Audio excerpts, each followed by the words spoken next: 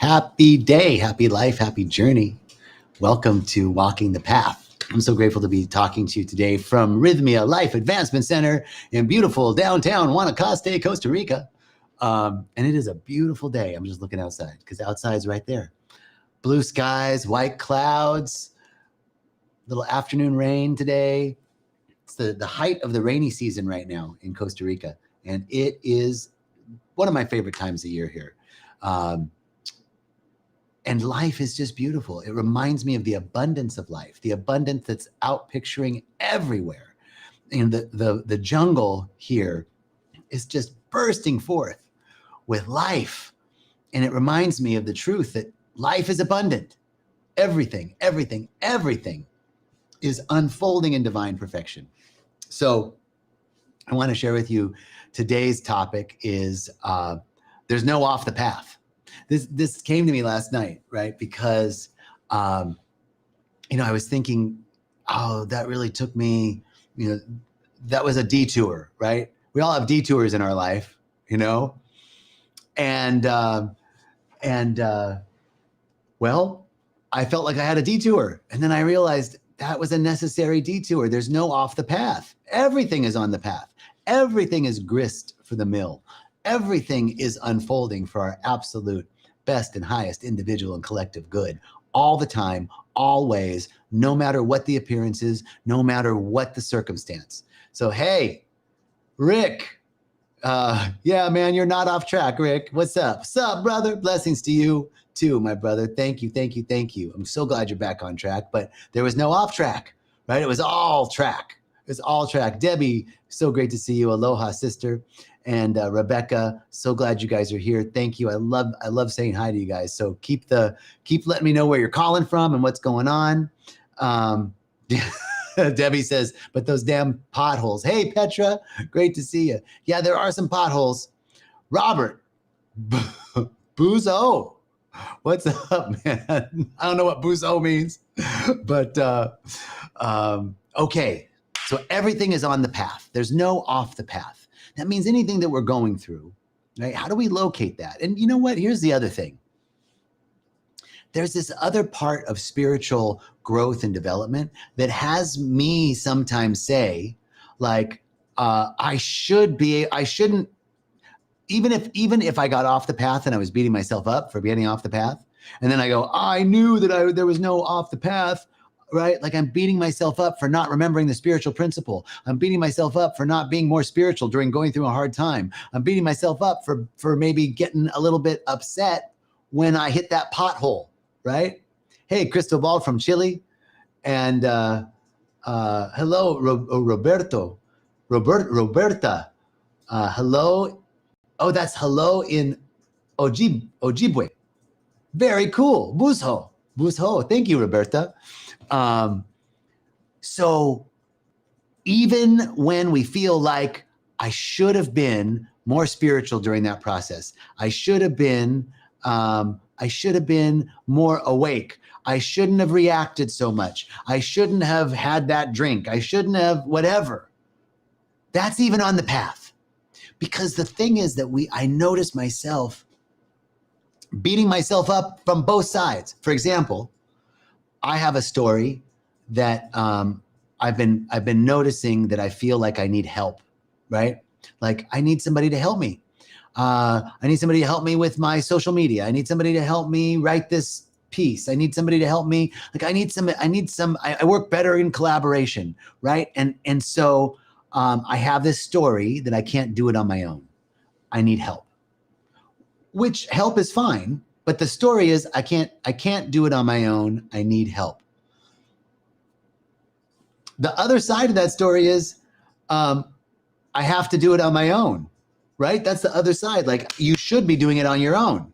Both of those things aren't necessarily true. I can do it on my own and I can do it with other people. Nothing is wrong. The realization and the awareness of those two seemingly contradictory things, I have to do it on my own, or I need help. I can't do it on my own.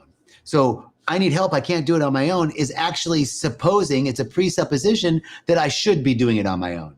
So either way, I'm beating myself up on both sides. All there is to do is to bring our awareness to this. Barbara from Athens, Greece. Hello. Beautiful, from Athens, Greece. Ines asks, what's the longest stay with your program?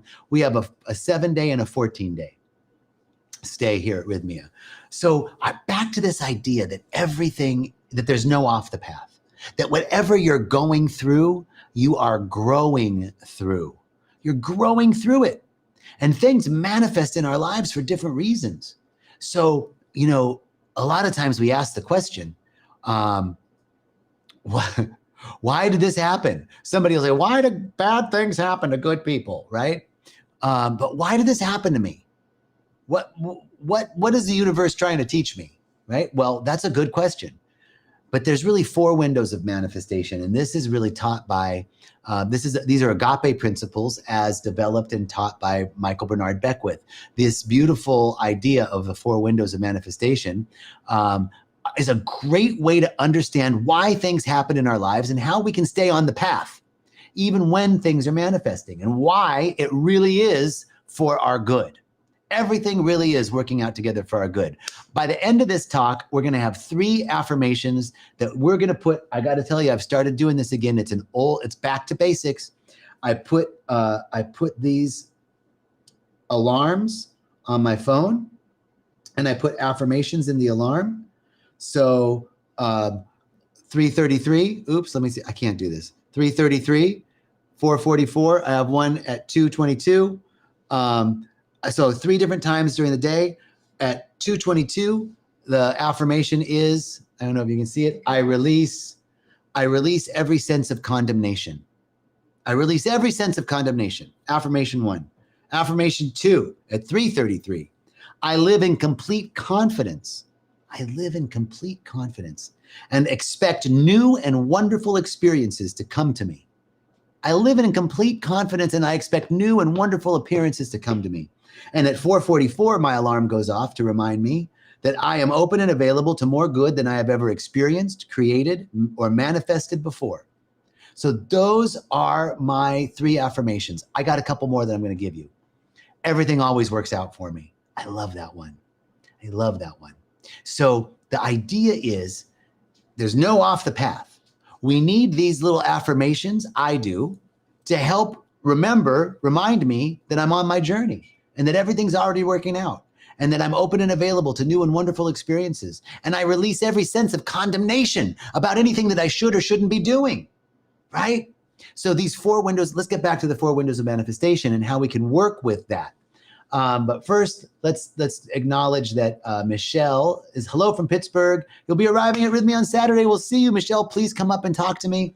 Barbara, it's not easy right now to accept all the restrictions reading the C story. Yes, I trust and have faith as well.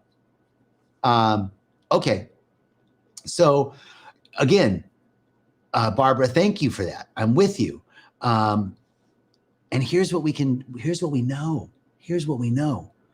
That circumstances come and go.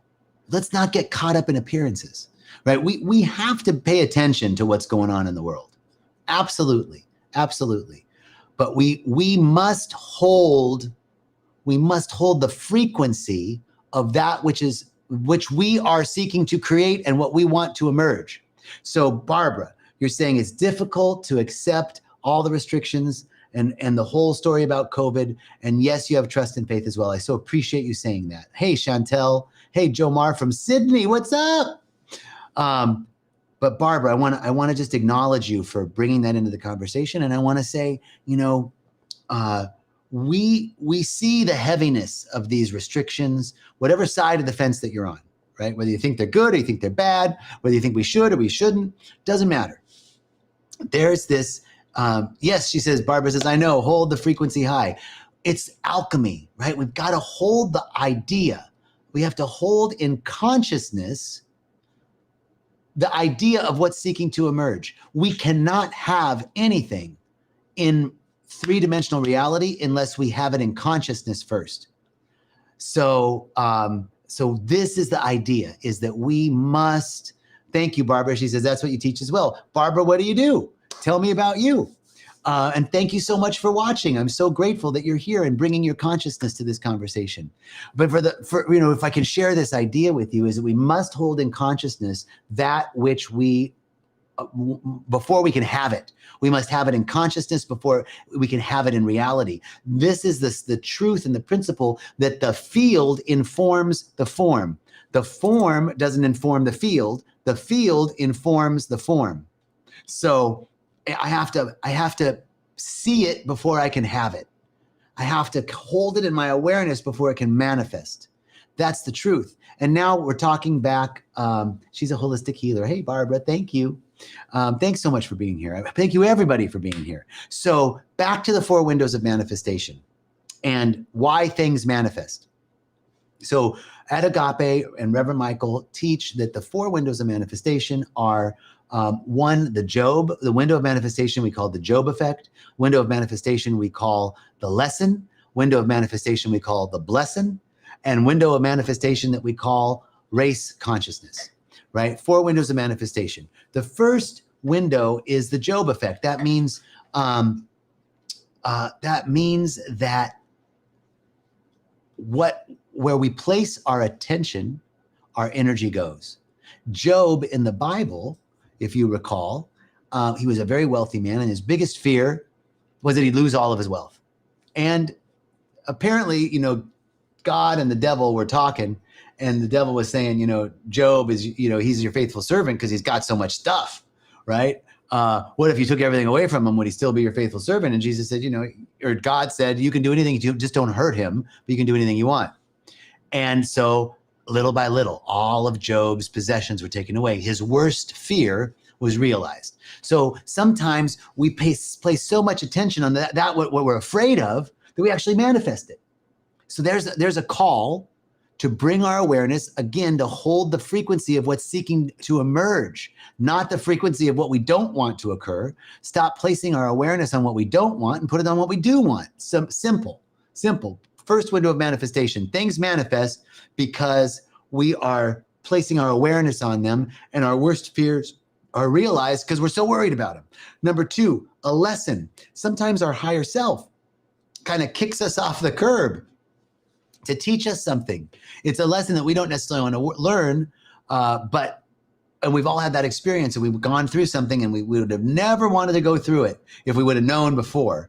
But on the other side, we're grateful that we went through it.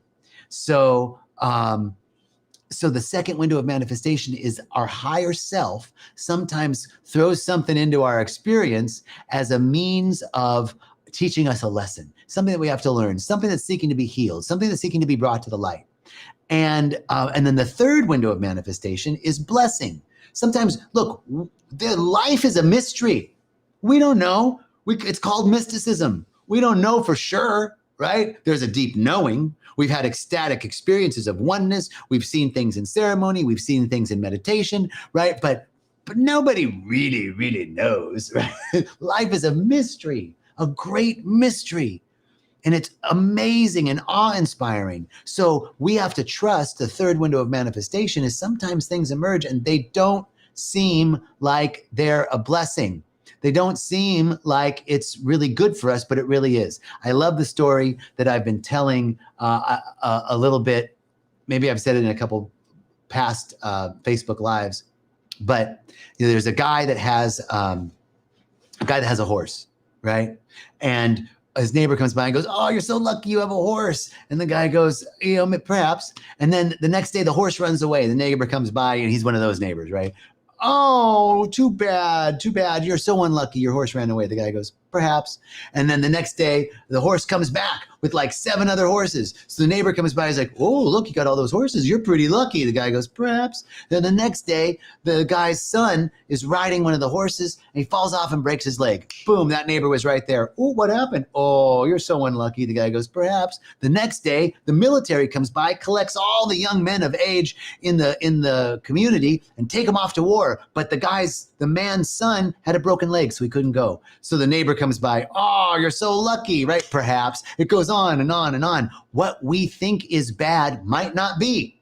We have to stay, no matter what the appearances are. Jesus said, don't get caught up in appearances. And Jesus is just all right with me. Let me tell you, don't get caught up in circumstance. Those things are changing, and we are more powerful magicians and alchemists than we will ever really know. Nothing is being withheld. We're more powerful than we could imagine. And if we hold the frequency by doing our own inner work, healing ourselves, bringing those areas to light with forgiveness and self-acceptance. Forgiveness and self-acceptance, as we continue to purge all of that unforgiveness out, all of that hatred of self, our own inner civil war. We continue to do our work through meditation, through ceremony, through sacred service, through sacred study, through being present with others, through our nature connect, through our prayers, through all of these things. We continue to do our work, and we begin to see that no matter what the appearances are, something is happening for our highest good. And when we can't see it, we wait for it. We wait for it. We wait to see, with all this shit, there's got to be a pony somewhere. Let me see that pony, baby. Right? That's the idea. Might be standing in a bunch of shit, but the optimist is saying, well, with all this shit, there's got to be a horse here. Let me find that horse. It's in here somewhere, right? So this is where we say, we don't know. Things could manifest for a blessing. They might look like it was bad to begin with, but it's actually good. We just don't know. We just don't know. There's a mystery to life. We have to trust life. And we can trust life because life is always given itself to us. Always. From the very beginning. How do I know that life is loving? How do I know God is loving? How do I know the universe is loving? I know because it has given us the gift of life with no condition. We've been given this gift and we can do whatever we want with it, no matter what the hand we've been dealt, supposedly, right? No matter what hand. The only power that we have is our ability to respond to the hand that we've been dealt. What are we going to do with it? Because I'll tell you what, I was playing Monopoly a couple weeks ago. When was the last time you guys played Monopoly? I had a couple people over the house and let's play Monopoly. So we played Monopoly. Well, starts off the game. Everybody, for whatever reason, I couldn't roll. Whatever I was rolling, I couldn't buy. I couldn't land on anything to buy. I kept landing on like community chest and chance and being forced back and forth these places. And by the time I got to a place that I could buy, everything was bought up. I had like the shittiest property right after you pass go. Those two brown properties, the ones that are worth like $3, that was all I could buy. So I bought that. And everybody else had all this property, and I had my one little property. And I totally felt that FOMO, like, oh, I missed out on buying property. This game's going to suck, right? And then little by little, on my one property, I put houses, and then I put hotels. And then somebody landed on it, bam. Even though it was a shitty property, I had like 3 hotels on it. So, before I knew it, everybody was trading with me because they were landing. I'd buy a property. They'd have to trade the property because they didn't have any cash. They all had property. They didn't have any cash. I had a bunch of cash. By the end of the game, I owned the whole board. I owned everything. So don't get caught up in appearances. You never know. You never know. Trust. Yes. Okay. So let's look at some of these comments, you guys. I love it. We've got, Belinda from West Coast, Canada. Hello, Rick Everett. It's hard not to focus on what could go wrong. What advice would you give for that? Okay, well, look, dude, what a great question. We have to be aware of what's happening in our present circumstance, right? Life is like chess. You have to pay attention to the next move and the end game. And you have to do it both at the same time. And anyone that pays attention more to one than the other is going to be sorely disappointed with the outcome, right? So we've got to be in the world, but not of it. So we definitely need to keep our wits about us, right? God gave us a mind to assess and to protect ourselves. And we need to have some sense, right, of personal protection and personal boundaries, what resonates with us, what doesn't. And yet at the same time, we can't just focus on what's going wrong. We have to hold an awareness of that which is seeking to emerge, that which is, and look, here's the thing. You guys are all leaders. You wouldn't be on this call if you weren't a leader in your own life and in the life of others. You're seeking something. You're seeking to express something is seeking to express through you. Guess what? Being a leader is being on the vanguard. Being a leader is being on the edge of what's uncomfortable. So Rick, when you say all this stuff could go wrong, you're on the edge of what's uncomfortable. But now we can change that. Okay, I'm just on the vanguard. Of course it's going to be uncomfortable. It's new. Yes, it's all right. So, what could go wrong? You said it's hard not to focus on what could go wrong. Reverend Michael said one day, and I love this saying, he goes, focusing on what could go wrong, that's like paying money. That's like paying interest on money you haven't even borrowed yet. Focusing on what could go wrong is like paying interest on money you haven't even borrowed yet, right? So we got to pay attention to what's going on in the world, but I'm in the world, but not of it. I've got my eye on the sparrow. I've got my eye on God. The only lack I need correct is my sense of separation from God. And if I'm in tune with the infinite, there's nothing wrong. If I'm in tune with the infinite, I'm at one with it. There's nothing against me. There's no contra energy. There's nothing, no opposite. God knows no opposite. God knows no fear. God knows no confusion. God knows no uncertainty. That's the nature of the divine. That's the nature of the divine mother. So that's it. We stand in joyful expectation of new and wonderful experiences. Now I got to make sure I'm taking care of my stuff down here, but I'm standing in expectancy of new and wonderful experiences. And I'm not confused about it. There's no confusion in the sun rising. Sun rises, sun sets. There's no uncertainty. That sucker's coming up, that sucker's going down. That's the nature of the universe. So there's no uncertainty in us. We get it confused up here, but that's why we have our practice. That's why we can come into community. So that's the piece, brother. That's a great question. So don't focus on what could go wrong. That's like paying interest on money you haven't even borrowed yet. Be aware of what's going on in the current circumstance and hold the frequency of that which is seeking to emerge, because we know there's no uncertainty in God. And for sure, there's always, always, always a dawn to every dark night of the soul. There's always, always, always a spring to every winter. So there's always, always, always homeostasis, balance, harmony, order seeking to emerge, no matter how chaotic and confusing it is. We've got to hold the frequency of that which is seeking to emerge. Yes. Woo. All right. Chantel, give thanks for what you have and what good is coming your way. Absolutely. Absolutely. I love that. Who else? Debbie's telling me to preach. Rick, did the live crash? No, man. Am I off? Am I off? Am I still on? That's weird. Yours is crashed. Sorry, Rick. Hi, Angie. Chantel. Aho. Yes, wonderful experience on the way. I am open and available to more good. I like this. I like this one. I expect new and wonderful experiences. Today, I expect new and wonderful experiences. There's an affirmation. Put that on your phone, on your alarm, on your phone, and write that. How about this one? Everything always works out for me. This is my favorite one. Everything always works out for me. When I'm doing something and it's like, oh, I hope this doesn't crash. Oh, I hope this still works. Everything always works out for me. Everything always works out for me. Just hold that vibration and watch. Wow, you guys. Okay. I'm so grateful. I'm so grateful for each of you. Thanks for showing up. Thanks for hanging out. Thanks for listening. I'm so grateful. I'm so grateful. I'm so thankful. And I know for each one listening live or to the recorded version of this live, that each one is surrounded by this infinite intelligence, that new and wonderful experiences are unfolding for you every day, every breath, every moment.